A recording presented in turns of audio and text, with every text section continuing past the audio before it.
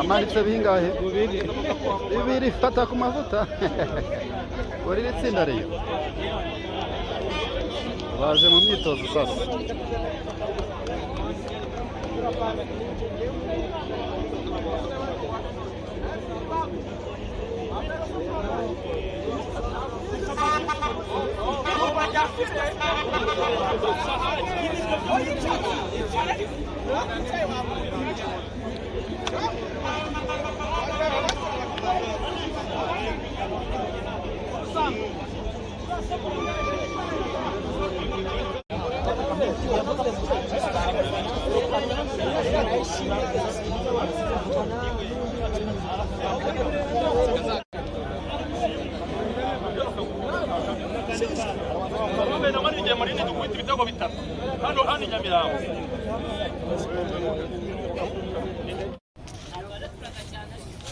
Ciao ciao.